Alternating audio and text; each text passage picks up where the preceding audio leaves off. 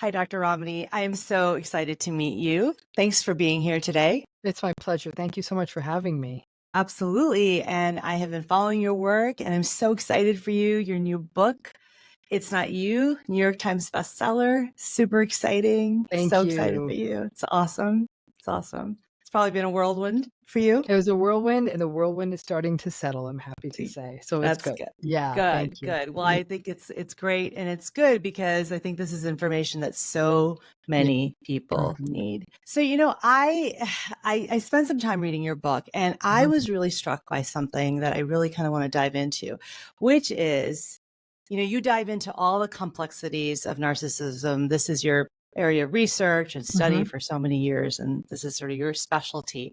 And what I found so interesting was that you really flip the script because coming from medicine, right? All the Mhm. studies, all the Mhm. papers are always about the narcissist, the Yes. personality traits of the narcissist, the signs, which I think are all important. But Yes. I would really, really love for us to talk about, you know, what you might be feeling as the other person, because I mean, your book is called It's Not You, Identifying and Healing from Narcissistic Individuals. So it's really about the other person in the relationship. Mhm. So I'm really curious, what are some of the things that you might be feeling if you are in a relationship with a narcissist and you don't even realize it? Mhm. You feel confused, exhausted, depleted, anxious, powerless, helpless. You're ruminating all the time. There's a lot of regret, shame, grief, sadness, and other negative emotions. Yeah. There is a sense that you're to blame for what happened. People in these relationships become very hyper vigilant. They often find themselves continuing to walk on eggshells, even when the narcissistic relationship may end, and so especially if it doesn't. And we Hmm. even see some physiological fallout. We see difficulties with sleep. We see a whole host of sort of physiological illnesses. We see an uptick in autoimmune, that Right. level of stress circulating in a person with no resolution. We may see greater vulnerability to getting sick. And we just sort of see this constant sense of fatigue and exhaustion that can't just be explained away by the issues around sleep. It's like a stress that never goes away, and it's Hmm. a stress that can't be acted on. Whereas other things might be like prioritize your tasks, wake up a little earlier, lay your clothes out the night before, get some exercise. None of that is going to move the needle one bit in these relationships. And so the stress persists. And for the longest time, people were never given an explanation and given nonsense explanations like it takes two to tango, and relationships are work, and relationships are sacrifice, and why don't you look at your contribution? And that's really why I started doing this work. But it really takes a huge toll on people. Yeah, I mean, because so many of the things that you explained or sort of described just now could be so many things that people could be going through. I mean, I think there are so many of us walking around every day feeling a lot of those symptoms, a lot of those Mhm. signs. So, like, how do you start to tease apart if it's really a relationship issue with a narcissist versus generalized anxiety disorder or just, being in a hypervigilant state or, just living in the world as a human these days, right? How do you start to tease that apart? Couple of things. I mean, number one, people often will say, I don't feel comfortable in this, whatever this relationship is. It might be a Mm, primary, it might be an intimate relationship, it might be a family relationship. People will say there's a sort of sense of dread around the relationship, and they feel guilty about that dread. They dread when they have to go home at the end of the day, or sense that person is coming home at the end of the day. They dread having to talk to that person. mm, They dread having to see that person. So that's one piece of it. Number two, what we do see is when it's only, when I say only, I put only in quotes, when it's largely due to the narcissistic relationship and not due to some sort of other sort of psychiatric issue being sort of in the prime seat, right. you will see that these are people who are actually functioning quite well outside of the relationship. So they'll say, Right. when I'm not with this person, I'm at work, I'm Yeah. with my friends, I'm with healthy people, I'm actually good. Like I'm getting things done. They'll say, gosh, they went out of town for a week and I felt like a different person. You would not see that very quick pivot if this had sort of more, this had roots in a sort of a generalized anxiety or major Sure. depressive presentation. An external stimulus wouldn't flip the script that quickly. Hmm. And then it's the confusion, right? Because people with generalized anxiety feel a chronic sort of low grade sense of worry all the time. They don't Right. necessarily feel confused, right? People who are Mm. depressed feel sad, they feel energy depleted, they might feel irritable, but they don't feel confused. And Right. it is the confusion that is often at the core of like, what am I doing wrong? What am I doing wrong? What am I doing wrong? Whereas a Oh, person who's anxious might say, like, again, it could be constantly expressing worry and anxiety and however that might manifest in their life. But it's not right. the sense of what exactly am I doing wrong.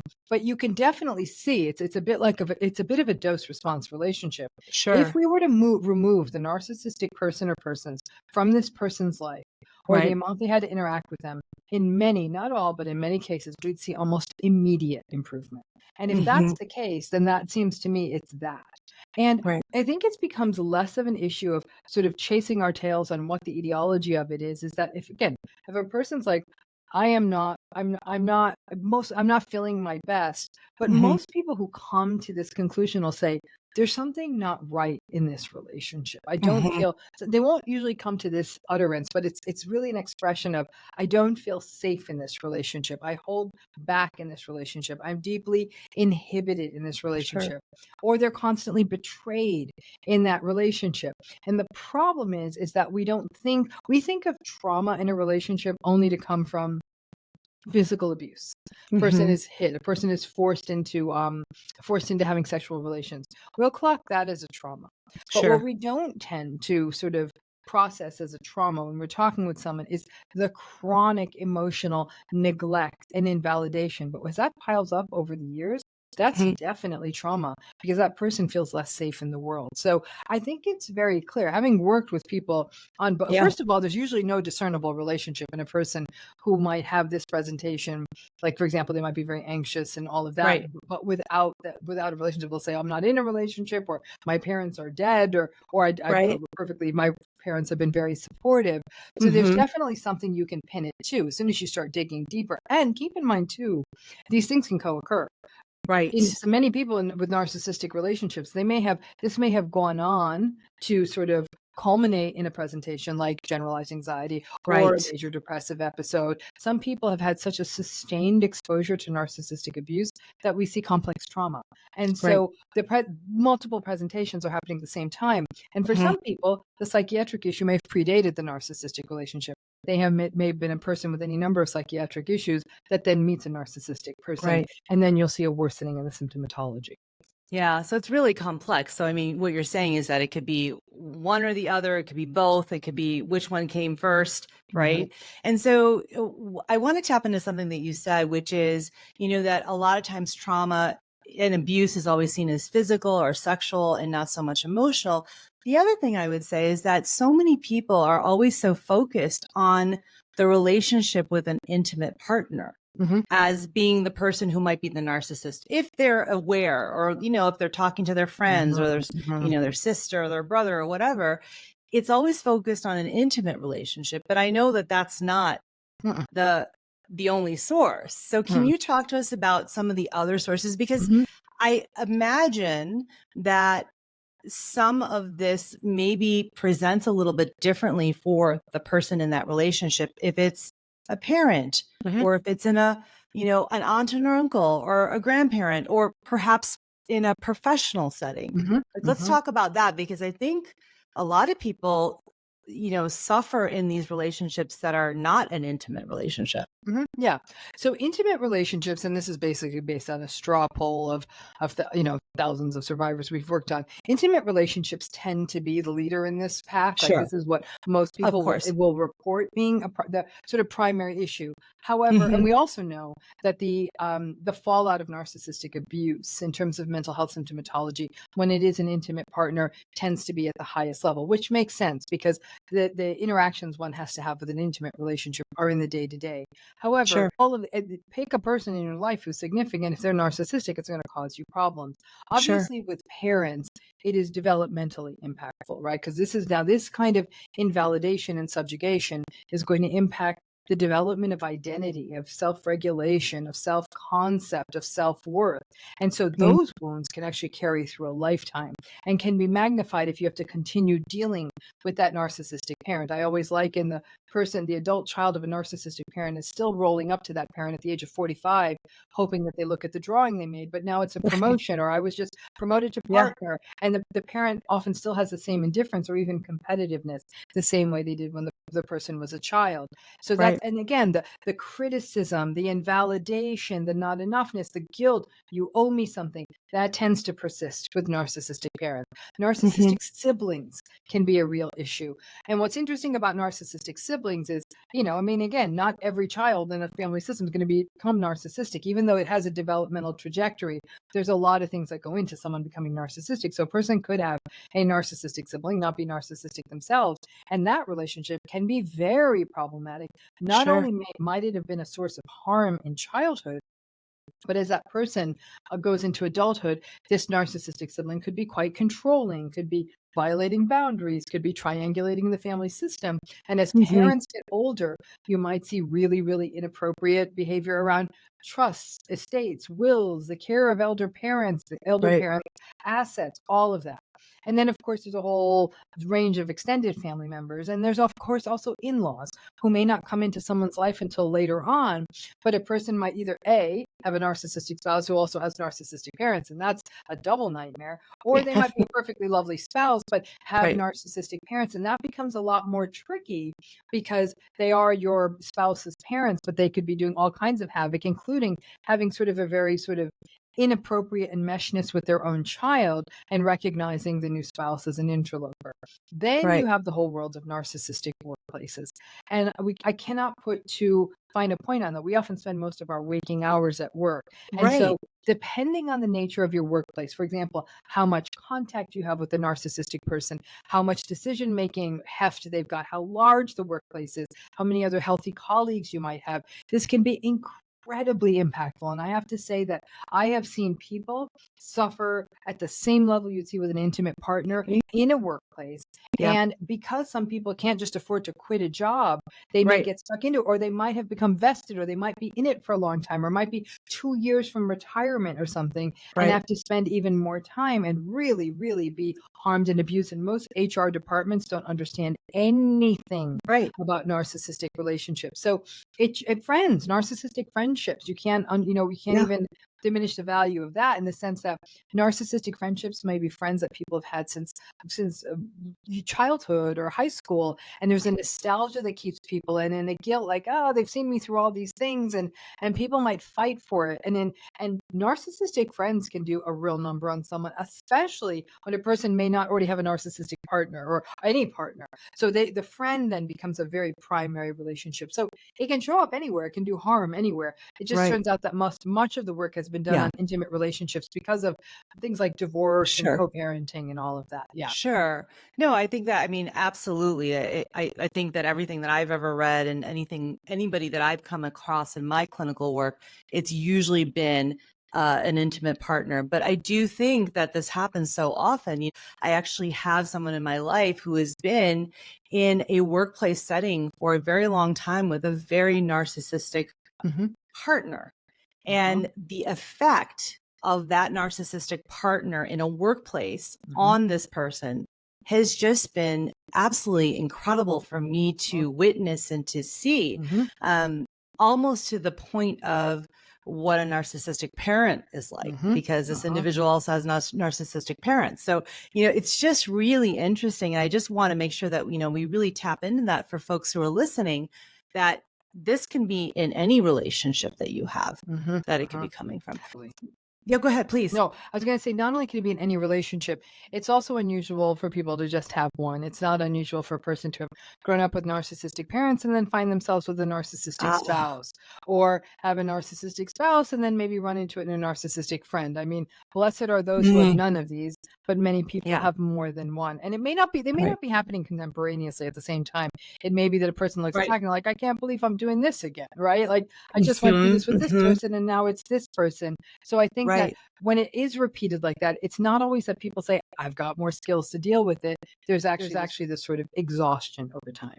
Right, right. Okay, I'm going to get to that because I have a question about that, but which I'll come back to. But before we go there, I want to ask this: is that what keeps someone then in a narcissistic relationship besides, being in a workplace? Let's go back to intimate relationships, right? That's the biggest, piece of the pie here.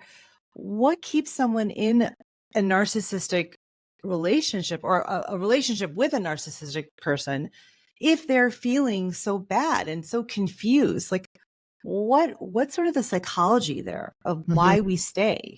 Well, there's sort of three pathways to why people stay. I say Mhm. four pathways to why people stay. Okay.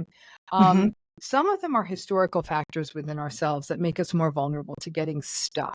And Mhm. these could be anything ranging from having had narcissistic parents, having had a history of trauma, but also other stuff like having a tendency to be incredibly, almost hyper empathic, or being always believing in forgiveness, or being a rescuer, or being very optimistic.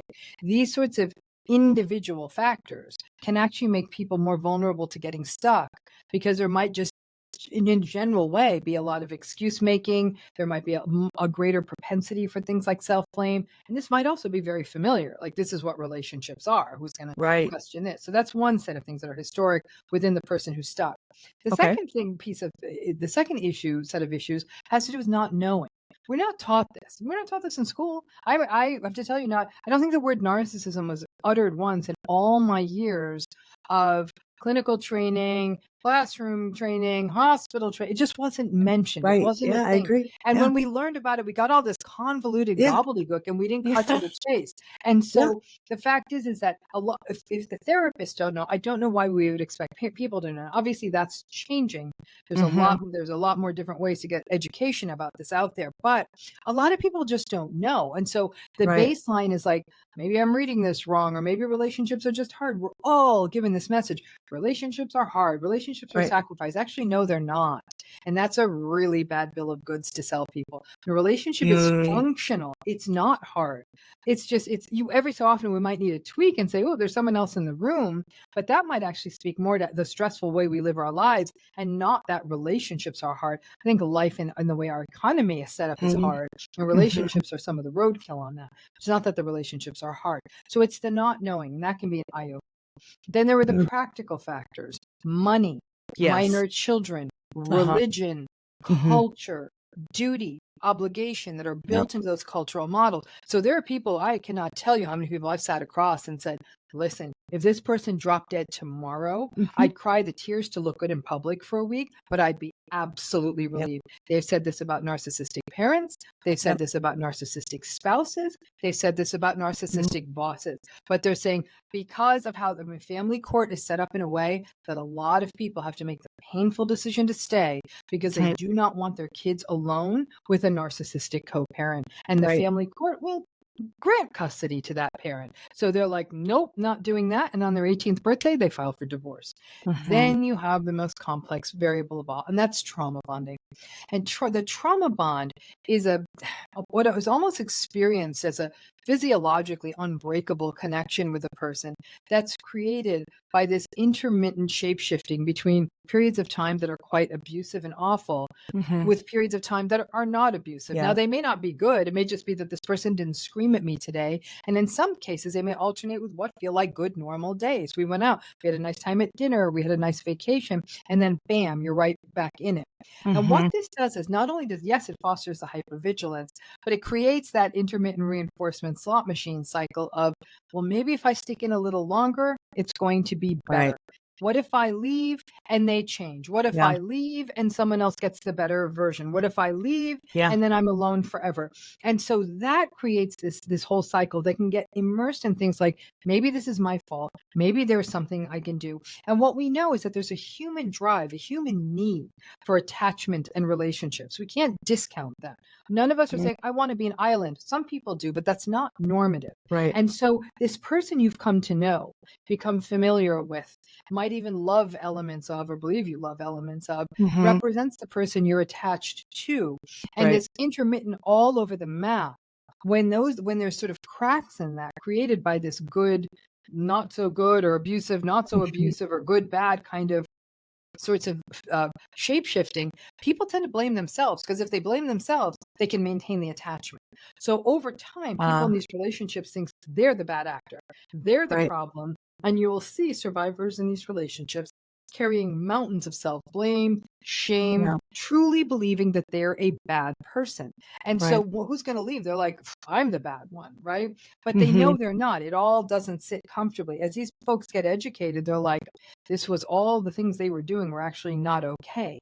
And so Right. that's how people get stuck. And I think one of the big problems, I always say to when I'm training therapists, I'll say, if all you learn from this seminar today is to never utter the words to a patient, why didn't you leave? You do that, Right. you're Yeah, done. You need to go back for to sure. school. It is the most Right. disrespectful thing you could ask, because you don't think they haven't thought about this 1,000 times. Hmm. Your job is to help this person feel validated, safe, seen, and heard. And you will get to the reasons they couldn't leave, frankly, very Right. quickly. And we want to separate the couldn'ts from the wouldn'ts. Like sometimes they couldn't because there would be these, they did not want, they didn't want to have joint custody of this child. They didn't trust this person to raise this Hmm. child in a healthy way. Sometimes it's because they would lose their entire social support network because of Right. stigmas around divorce. So these Sure. things are very real. And Yes. it may seem deeply unfair. The whole mess is unfair, but that's how people get stuck. Right. Right.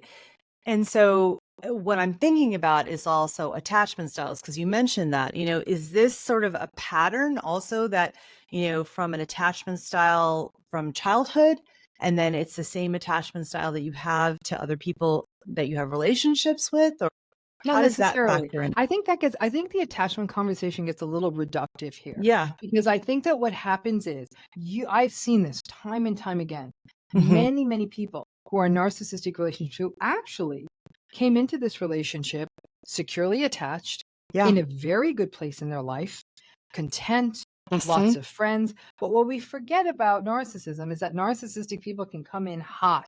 They can come in with charm and Yes. charisma and confidence, and they're compelling. They're all the things we're told we're Right. supposed to be looking for in a partner, with the credentials and the this and the that. And Hmm. so when someone's coming around and doing all the things that society has told us to, it's Right. going to be very rare for person A to go hunting for red flags, and B to walk away from that person, right? So Hmm. then what we have is that I think that one of the tricky models out there is that the person who gets into a narcissistic relationship is a shrinking violet. They're not at Right. all. Sometimes, No. again, they were in their best place, and then they Hmm. got sluiced into this whole mess, and then they're broken down, and in some ways they become like a trophy that the narcissistic person was able to break down someone who was so much at the top of their game. So while I think that at some level attachment styles can matter, what we do know from the attachment research is, however attachment styles are sort of fashioned in childhood, there's a Hmm. tremendous body of research with various therapeutic models showing that attachment styles are very, very amenable to modification in the face of healthy, securely attached spaces in adulthood. I have no doubt, though, that especially those with both anxious and avoidant Sure. styles could definitely get pulled into these cycles. But oftentimes, these are actually very securely attached people Right. who, with intact empathy, intact compassion, are trying to make sense and say, well, I'm not just going to walk away from someone. That's not Right. how you manage an issue like this. Not Sure. realizing that that might be the only path in town. Right. So my next question is then, if you have these people who are at that best place in their life scenario that you just, explained and talked about, how do they get wrapped up in something like this? How is it that, or actually it's the other way I should, and let me restate the question. These people that you're talking about that are at the best place in their life, how is it that someone who is narcissistic is attracted to them? Because isn't that the whole point, that they want to be the narcissist wants to be the one in power, the one in control?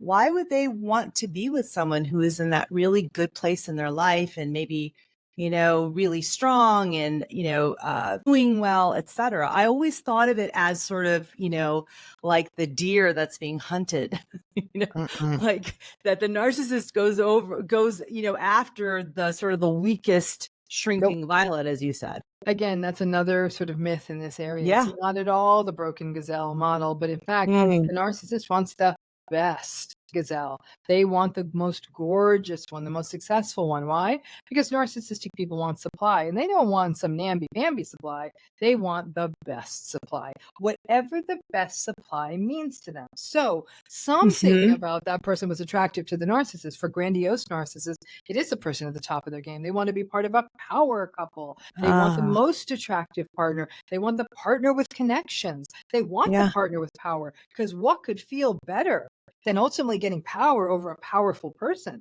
So that's the top of the Oh, mountain, right? Overpowering someone who's easily overpowerable, that's sort yeah. of like, that feels like candy from a baby. They're not as Yeah. interested in that. Now, there are certainly going to be times when a narcissistic person may put their focus on somebody who is willing to put up with their nonsense, like listen to their sob stories.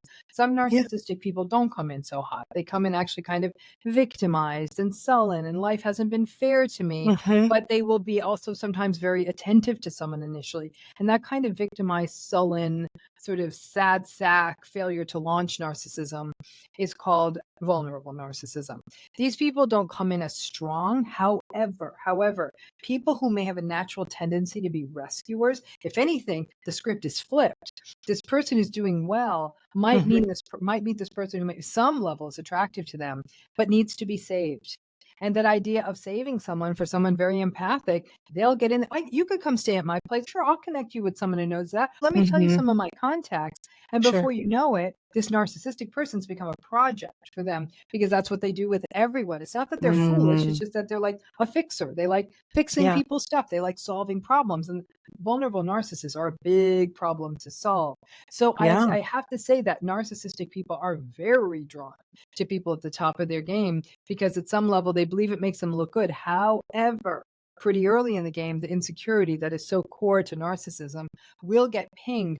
And Yeah. piece by piece, the narcissistic person will dismantle the excellence of this person they went after. Like, boy, you sure do need a lot of attention. Or like, gosh, why do you work all the time? Is that because you're insecure? So there's a lot of projection. So now Mhm. this person was at the top of the game, might stop Yeah. giving up work opportunities, work travel, friends, Right. all kinds of things like that, so they can stay connected to that narcissistic person. And one day they look up and they're like, whoa, I've kind of taken a step back. But by then the narcissistic person has sort of firmly taken hold of power. And Right. it can even feel like a Svengali-esque relationship, where the Yeah. narcissistic person slowly kind of Right. climbs in there, and the other person might say, well, I love this person, I want them to be involved in what I'm Right. doing. Before you know it, the tables have turned. That's why I'm saying that I think that one of the big mistakes we have is that, oh, they got into this because this person fell into this narcissistic relationship because they're insecure, or they caught Right. him at a bad time. Not necessarily. Wow. Damn, I'm just sitting here thinking about that. I'm thinking about all the people I know. Mhm. Wow. That's I have never thought about it in that way. I've always really, focused on sort of the idea that it's somebody who's very weak, who is Not at all. vulnerable, Nope. who is going to be sort of, targeted by someone who Nope. is that narcissistic personality. Not at Not all. at Well, it's, all. again, why would the narcissistic person Yeah. want supply that they think doesn't make them look good? Yeah. So it's all about the supply for them. That's all Yeah. it is. Every human Yeah. being is supply. Wow.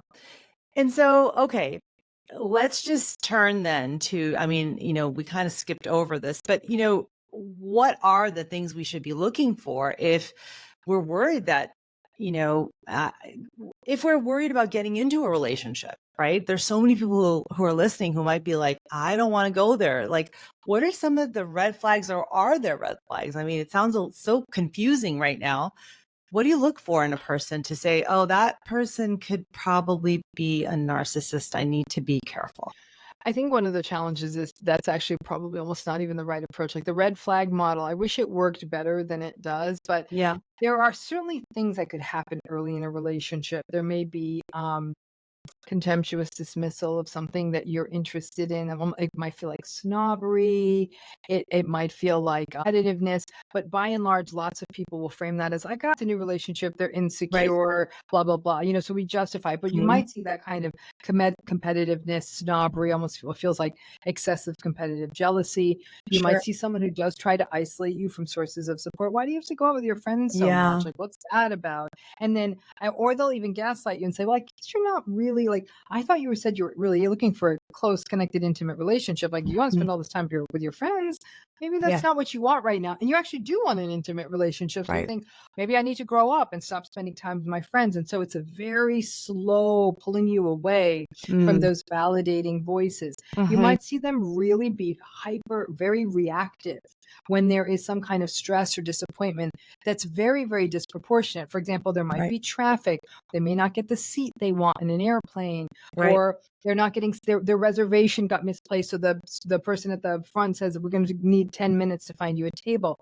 Anything that might make them feel like they're not special, that they really quickly snap, those sorts of ego injuries. That's another time that you might pay attention, like, ooh, that's a disproportionate reaction. So unfortunately, early in a relationship, those sorts of, if you want to call them red flags, are coming Mhm. up against a host of green flags.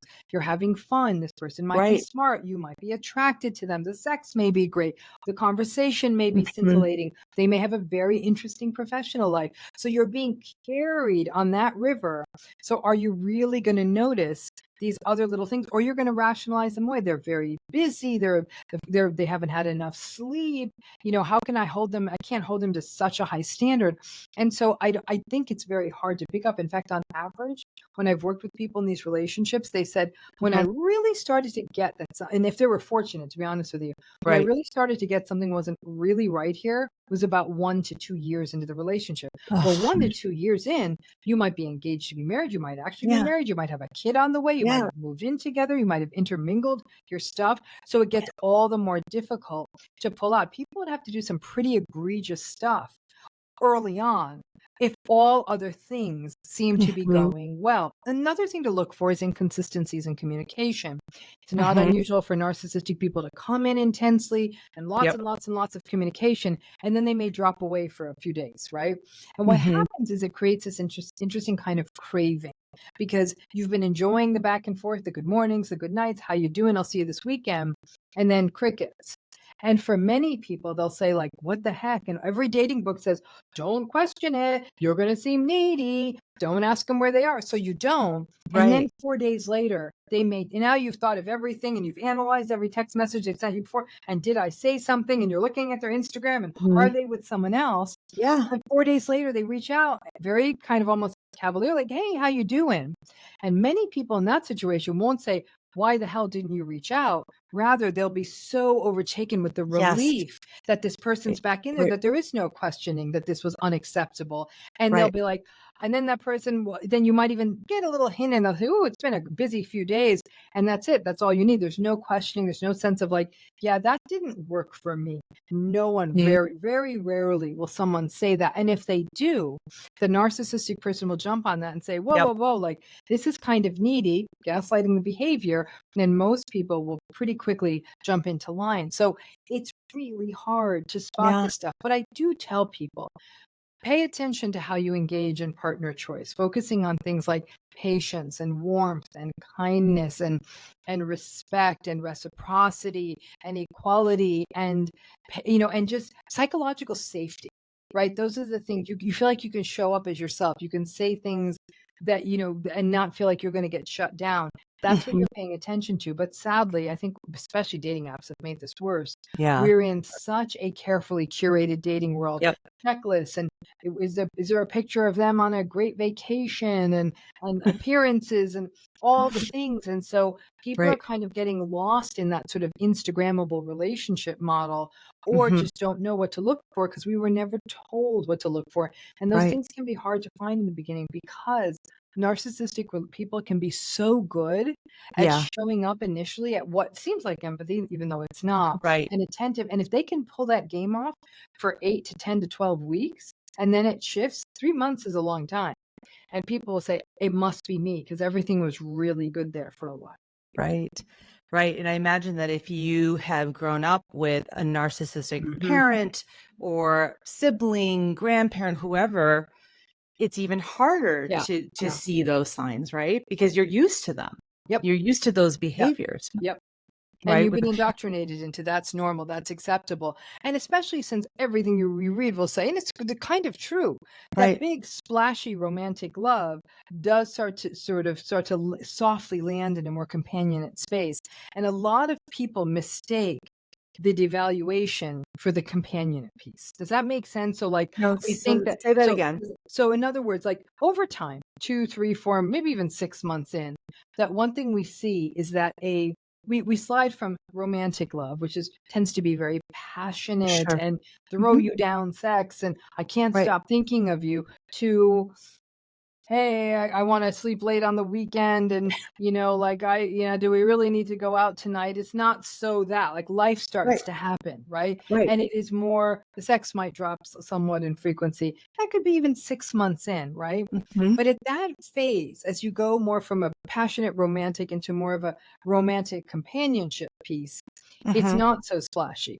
And so people knowing excuse me, that could be part of a normal relationship structure. Sure. When the devaluation cycle starts, which is what happens in a narcissistic relationship, people will say, maybe this is us just settling into the next cycle. The difference is devaluation, which is what we see in a narcissistic relationship, is gaslighting and invalidation and criticism and contempt and lying and all these other things. In a healthy romantic relationship, it's more of the let's stay in, and you're talking more about stuff of life and not sort of the stars in your eyes, you hung the moon kind of stuff. That it goes, Hmm. you might still think this person hung the moon, but the stuff you're starting to talk about is just sort of the stuff two people talk about in life. Like again, you just come into more of that. You can't forever be stars in your eye stuff. Like bills need to be Right. paid and trash cans need to be Yeah. brought in and all of that Hmm. stuff. So Hmm. the difference, you tell a narcissistic person, oh, we got to bring the trash cans. What do I look like? Your personal assistant? Whereas in a Uh, healthier relationship, it would be like, let me go run out there and get the trash cans. Sure, no problem. right. And so there's this term that you're using, devaluation, right? And so explain that a little more, because I think this is so important, because that is sort of something that you can look for Hmm. if Hmm. you've been in a relationship for a few months, Hmm. 6 months, and you're Hmm. starting to get serious, and you're at that point where you could actually pivot and say, oh my gosh, and wake up and smell the Hmm. coffee, right? So explain that a little bit more. I think that's super important for us to talk about. So narcissistic relationships tend to have sort of a natural cycle to them. In the beginning, we call it Sure. love bombing. Love bombing in general is idealization and seduction. Sometimes it's just simply someone saying the things you want to hear. Yep. Sometimes it's them being the thing you were told you're supposed to want or you're lucky that you can get. Sometimes it's a person who just wants to spend a lot of time with you. It doesn't always have to be grand gestures. Right. Sometimes it's that awning and offing, like it's really intense for a minute, then they disappear, then they come back, then they disappear. And Hmm. that backing and forthing can be part of the love bombing. That slowly, somewhere between 6 weeks and 9 months, Hmm. enters the devaluation phase, where there is a little bit more sort of the narcissistic person is not nearly as engaged as they once were. They're not as interested. They might be much more willing to say, like I said, contemptuous, snobby, Hmm. critical kinds of things. They Hmm. are they may be more manipulative. There might be more betrayal or lying. And this Hmm. happens gradually. It's not like one Yeah. day you're having a Right. great time and the next day this happened. It happens gradually. And because it happens gradually, that in the early phases of these more unpleasant things getting kind of scattered in, you're now developing this sort of, this cognitive dissonance is kicking in. Like you're like, Right. wait, this is this felt so good, but these are bad things. Well, that creates a tension that doesn't fit. To get rid of that tension and make the pieces fit, like I said, we'll blame ourselves or we'll justify their behavior. So in Hmm. that devaluation phase, I always say it's when the narcissistic person sort of knows they have your supply locked down. Yeah. Maybe you said, I love you. Maybe Hmm. you're clearly no longer dating other people. Maybe you've even moved in with each other. Yeah. Whatever it may be, it's very clear that this is no longer a place of novelty. And that devaluation can last for a while. And then it can slowly enter a discard phase where sometimes a relationship ends. Sometimes somebody, they betray you. Sometimes you leave the relationship. And then Right. that can be followed with what's called hoovering. And hoovering is the narcissistic person maintaining control by reaching back in and pulling someone back into the relationship. It's a power play. And a Uh-huh. lot of people can misread that as they finally realize the mistake they made. Right. They finally see, but Yeah. that's the challenge. Now, this love bomb, devalue, discard, Hoover cycle. Yes, it can happen over many months and years, period. But it can also happen these mini cycles, even in the course of a day. The narcissistic person might have something great happen to them. They get the promotion they want. They get some really good news. And they come home like, babe, you're like the best. I can't believe how great our life is. And then they might then get a few hours later a call where they're being told like, yeah, guess what? Like it's going to be 2 of you in that job. So you're going to have to bring that salary down, criticize, manipulate, angry. And then maybe even more cruel, like, God, you know what? You're such a and you might be thinking you're still caught up in them swinging you around the living room, babe. I love you. You're not knowing this other thing call happens. And then it turns into something uglier. And then they feel bad because they feel bad. Narcissistic people aren't psychopathic. They do feel bad. Or they can sense that maybe you're pulling away. Maybe you don't understand how hard it's been. And they pull a person back. And that can happen in an afternoon. Right.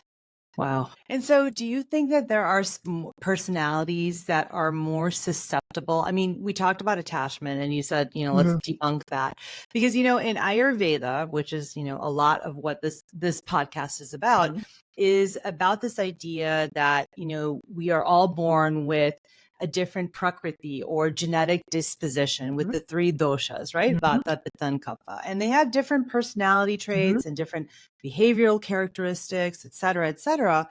So I'm just wondering, are there specific personality traits or behavioral characteristics that you have found in your work that are more susceptible to getting into a narcissistic relationship? I don't think it's the getting in that's the issue. It's the getting stuck. I think we're all vulnerable. I don't think there's any dispositional balance that makes people any more vulnerable. I really, really don't. I don't know a world where people aren't attracted to attractive people. And narcissistic people can be very attractive, right? Yeah. So I think everyone in the fashion is attracted to them. It's the stuckness that's the real conversation, right? Because it could very well be somebody meets a narcissistic person because they're attractive. They go on 3 dates and like, ew, this person just keeps interrupting me. I'm out. Yeah. Whereas somebody with those vulnerabilities and all those other things I was saying may not. Now, when we bring it down to personality vulnerabilities, some of the vulnerabilities we see happen most often are things like being very agreeable, amenable, empathic, forgiving, honest, humble, conscientious. These are the folks that are more likely to get stuck. These are people who are going to want to see 2 sides of a story. They'll take more responsibility. They're just generally nicer people. They're more humble people. They don't need to always be on top. All those things can make a person much more vulnerable to being stuck because they're going to care about the narcissistic person's feelings. They're going to fall for their victimhood stories. And so those personality styles are vulnerable to getting stuck. Don't know that they're more vulnerable to getting in. I think that's a super important distinction. So it's about getting stuck and getting stuck that matters, not the getting in. Getting in, if you can get in and get out after 3 dates, then it's no harm, no foul. Yeah. Right. Okay. So let's get to the most important thing. What do we do? What are some tactics, some tools, strategies that you could help with or, suggest to the listeners that to help themselves start healing from a relationship like this? Yeah. So if once you're in one, and let's stay with the intimate relationship, because I think healing looks a little different based on the relationship. You got to know what it is. And you got to believe it might be that thing. You don't have to figure out, are they definitely narcissistic? I said, I don't care if they're narcissistic. I want you to see that these patterns are showing up and they're showing up consistently and they ain't changing. You try this, they still do it. You try that, they still do it. You start, it's almost like you're tracking something, right? And over time you see like, woo, this is a pretty consistent pattern and it is really not me. Number 1. Number 2 is the radical acceptance. That's the hardest phase in this. Radical acceptance is the absolute clarity. This is not going to change. The personalities are pretty unchangeable. Narcissistic and other antagonistic personalities are absolutely unchangeable. The less healthy the relationship, the more rigid and the less amenable to change it is. Listen, even an agreeable person, you'd be hard pressed to take an agreeable person and turn them disagreeable, to take a honest and humble person Sure. and turn them into someone who is deceitful, I don't think you could do that either. So why the hell Right. would we be able to take a narcissistic person and turn Right. them into someone warm and humble and kind and present? We can't. And so Mhm. they can't change. And understanding that this is not going to change is a Mhm. very different place to go from, rather than maybe someday, maybe when they retire, maybe no, this is it. Right. The hope. This The is the hope. hope. That's it. The hope, it has to get extinguished, which is a tough moment, because once Yeah. that happens, we see a ton of grief, because there are folks who invested 10, 20, 30, 50 years in the Mhm. sense of maybe this will get better. And I'll tell you, in the most tragic cases I've seen is when a person who's lasted 45, 50, 55 years in one of these marriages, they get older, they Mhm. get sick. They think after all these years, my partner will take care of me. Nope. And now, 55 years in, after all they endured, they're scrambling, having to find people to lean on, Right. to care for them, to listen to someone's criticisms when they're sick. It is, I mean, this person, if they don't like you when you're young and healthy. Trust you me, they are not going to want to help you when you're Right. older and sick. So Right. that grief can come in Right. like a series of tidal waves. And like all emotions, negative or positive, it'll run its course. The human species is designed Mhm. to grieve, and if you hold space for it and call it what it is, you'll get to the other side. After you come through the grief, the radical acceptance becomes even more clear. And at that point, you start really then building up the things you need. Above all else, better social support. You can get through this if you've got the supports around you that you need. And Mhm. this happens whether you stay in the relationship or not. I'm not saying Sure. that the only way to heal is leave. It's not an Right. option available to everyone. So you Mhm. may stay in it, but you recognize the kind of hollowness that this relationship is. And I often say to people, some acronyms to remember, like don't go deep. When you interact with them, don't defend yourself, don't engage, don't explain, and don't personalize. They're going to be like this with anyone who's in your unfortunate position, for example, of being their partner or family member. Don't defend Mhm. yourself. They're not listening. They're just going to gaslight you. Don't Right. explain yourself. They're not going to listen to you. More gaslighting. So it means just really disengage. And it Uh-huh. becomes a relationship on a need to know basis. But that means you need other healthy places where you do interact. And whether that means cultivating or fortifying the existing friendships or family relationships or relationships in your community or in the workplace you already have. Mhm. I think that a lot of people, we were sold this bill of goods. Well, your partner is your person. I mean, some people it's not. You have bad luck. You got stuck with this person. And Yeah. so you can cultivate that in other spaces. There still will be grief, because some people will look around saying, golly, some people have much healthier marriages. They do. Life's not Right. fair. And I think that that sense of injustice does become part of the working through of the relationship. And then it really does become, for example, learning to not share good news with the narcissistic person, learning not to share bad news with the narcissistic person. You really disengage little by little. So it's pretty much keeping the trains running on time. They may still try to pull you into arguments, and they will bait you because they want you in it. You're their supply, right? So if Right. you start pulling, almost can't pull back too quickly if you're going to Right. stay in it. It has to be a kind of a gradual process. And Mhm. then the bigger work, and this is the hardest work of all, is in order for us to make these relationships work before we understood what they were, we had to really become subjugated into them. We had to play the narcissistic person's ground game, be what they wanted us to be, which means Mhm. taking back or even figuring out what your identity is in the first place is the really hard work of healing. That's the tough part, because we pretty Yeah. much had to silence ourselves to be in these relationships and figuring Mhm. out, who am I? What do I stand for? What am I about? That Right. can be some of the most difficult work. And doing that in safe spaces like therapy or with other safe people, you realize that the narcissistic person actually doesn't deserve to see your authentic self, but that Mhm. is a part of you that can show up in sort of other places or through other pursuits, creative pursuits, all kinds of things. And then Mhm. slowly but surely, I have seen people do rather magnificent things once they really got this and go through these steps, but these are not easy steps. Yeah. And they're made all the more difficult. For example, if a person has a history of trauma, either Right. within the narcissistic relationship or not, it often does mean trauma informed work to get themselves to a place of stabilization so they can Right. tolerate doing this kind of almost more higher order work. But Right. people get triggered quite often, and many people will say, there are permanent wounds from this relationship. And I say, yeah, there are. And you may trust less. I don't necessarily think you need to forgive narcissistic people, the kind of harm they did, not necessarily. And so I think that people move into a very different kind of future, but a freer one. I mean, in some ways, you do have to live in dissonance. You have to recognize like Yeah. multiple things can be true at the same time. Like, Right. this is my mother. My mother, I'm making this one up. So this is my Yeah. mother. My mother had a difficult childhood. My mother was absolutely a terrible mother to us. She is selfish. She is cruel. She is sad. I feel sorry for her. All those things can be true of Right. someone at the same time. But the Right. core is that that mother may be harmful for someone. So they have to find a way to interact with that if they choose to interact with it that accounts for all the pieces. We sometimes want things to be so clear. This is my mother. I'm supposed to Yeah. love them. I can say it's okay to not love your mother, but I also Yeah. understand there might be cultural or other duty pulls, but then you Right. need to interact with this mother rather carefully. Yeah. Yeah. I mean, it's that delicate balance of Mhm. holding two things at the same time. Yeah, And yeah. we want to make things so binary. And, you know, in this world, like you were saying, of social media, Instagrammable relationships, all we see is those two extremes, you know, and mostly the extreme of the good. And Yeah. so we all measure our Mhm, relationships according mhm, to that.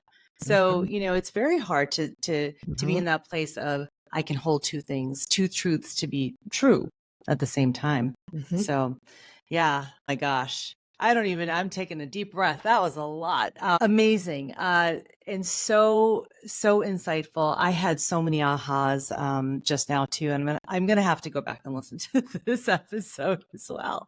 Are there any early warning signs that people could look for when they're getting into a relationship? I mean, you said the red flags, but are there any things that is it just really being critical of every interaction that you're having with somebody? I would say the critical is the wrong word. I would say you need to slow way down. You need to pay attention. Mm, I always say to people, I wish I could give people dating homework. Like, how do you yeah, feel when you came home? Like, do you feel uplifted or do you feel a little off balance? Do you feel like you had to work really hard? Like, yeah, maybe in the first few dates, we all feel like it's a little performative, but by date 6 or 7, you still feel like you have to be that performative person. You need yeah, to pay attention. But you got to remember, narcissism's on a continuum from mild to severe. yeah, There are multiple different yeah, subtypes. Those subtypes can mix up. So I don't know that there's any straight, clear path into this. I always do say if a person is getting angry at you when you don't respond quickly enough, like let's say you just got home and you go to bed and you didn't respond to their text that night, and they're like, why didn't you respond? Where were you? Who did you go see? You're like, okay, no. That's a no. That's a hard no. But some people may still read that as this person is intensely interested in me. And I was upset in my last relationship because they had no interest in me. So even right, something that seems black and white like that, it's not yeah, always. And we'll say, well, I guess I should have responded to their text and not just fallen asleep. But yeah, you should have been able to respond and say, hey, I had a great time. I fell right asleep when I got home. right, And then the person's like, well, I don't believe you and I'm crazy about you and I can't stand the thought of someone else being with you. That's still a red flag, right? right, But a lot of people might read that as, oh, I'm flattered because they think I'm off with right, someone else. So I think that sometimes it's so I wish I could answer your question yeah, easily because yeah, that's the question everyone wants answered. But I think absolutely, it actually means going back a few steps of what do people even know what constitutes a healthy relationship? right, How often do we date to a standard that we think society wants us to date exactly. to? How often are people choosing partners because their parents tell them that this is the Hmm. kind of person you should be with? Right, That's really where the mistakes are happening and where sometimes people get backed into a yeah, narcissistic person because what feels safe to us can be slightly different things. Some sure, people might like someone who's very funny. Another right, person may not do well with someone who's funny. right, Funny part's not important. It's that consistent, patient, kind, compassionate, warm, safe sense. It doesn't mean they're perfect all the time. There right, may be times they get, oh, I'm so frustrated by this traffic. But then they're sure, aware, like, but I'm so happy to be here with you. I'm yeah, sorry to complain, but right, they're not like cursing and riding up to yeah, people's bumpers and behaving in a way that feels erratic. And they don't react angrily when you point out the behavior, like, hey, listen, we're having a good right, time together. And they say, you're right, I'm sorry. Versus like, don't you tell me how to feel. uh-huh, There are actually a lot of little places that you can yeah, pay attention to this stuff. yeah, and And it don't look sounds excuses. it Don't look excuses. That's what people do yeah, early on. And then we're like, well, we have to give everyone a chance. No, actually, you don't, especially if you've Mhm. been through this before. Yeah, and it sounds like boundaries. It's like actually also having some boundaries and maybe setting that up for yourself of like, what are some of my boundaries with other people or in a dating relationship? What are some healthy boundaries for me or what's an absolute no? Mhm. That's kind of what I'm also Yeah. hearing is like being a little clear about what's a no for me Mhm. rather than what's a no for the world around me, Correct. And that's a right? hard one. And it's hard. I mean, Matthew Hussey talks about it in terms of standards, which Right. is actually a nice way to think about it because they are standards. It has nothing to do with narcissistic or not narcissistic. It Right. has to do with the standard. You might say, listen, who I am and how I'm wired, if somebody Mhm. doesn't text me in 2 days, that doesn't work for me. It may work for someone else, but Right. there's nothing wrong with me to think Exactly. 2 days to respond to a message is just too long. And Yeah. that down the line, this is likely to be an ongoing issue. And then to give yourself permission to say, listen, if my pointing it out to this person is what blows up this relationship, then best to have cut my losses here. And Exactly. then to say, listen, this didn't feel okay. In some cases, a person will say, it was absolutely unacceptable. Let me tell you what the last few days were. And then they do actually, they course correct Right. because you talk to them. That actually Exactly. is very promising. But I Yes. think, again, especially for women, there's a real indoctrination into this idea of the cool gal. I'm going to be Mhm. easy breezy. I'm not going to create any problems. And that easy breezy Right. indoctrination of Mhm. women is a real problem. Yeah. And so, no, don't be easy breezy. Be aware of what matters to you. That 2 days might not matter to someone else. They're busy. They don't care. It's not that they're wrong Sure. or right, and that you should feel that you can communicate. And I always use the analogy. I love to play cards, a blackjack. That the biggest mistake people do is they're holding a 16 on their hands. The dealer has a 10 up. You assume that the other card that the dealer has down is a 10. They got a 20, you got a 16, you're going to lose. You might as well hit the hand. Worst case that happens is you bust, but you played the hand honestly. Yeah. Best case is you might win. Yeah. Love that. This feels like a really good place for us to end our time together. I just have one last question that I Mhm. always ask all my guests. If I offer up the phrase to catalyze healing, Mhm. what comes up for you? I would say when I hear the phrase catalyze healing, I would say in the case of this, having validating voices around you. That's the thing that catalyzes healing. That's the thing that gets it going. So for many trauma survivors, one person hearing and believing was enough to start the process of healing underway. For most survivors of narcissistic relationships, someone hearing them and believing them, it was enough to get this process underway. So that I think it's often just one validating voice in an ideal world, more than a few, so that you have that safe base. We always talk about the secure base as a safe place to explore the world from. If you're lucky, you got it in a parent. For many of us, we have to wait until adulthood, and when we get that in adulthood, it often is enough to start anew in a securely attached world. Dr. Ramani, thank you so much. Thank you. I am so honored to have you. I Thank you have for having learned me. so much from you in the last hour. So thank you so much for sharing your wisdom and Thank you your so much. insight with my audience. I appreciate it. Thank you. Have a great Absolutely. day. Yeah. Mhm. Give me 1 second. Just going to stop.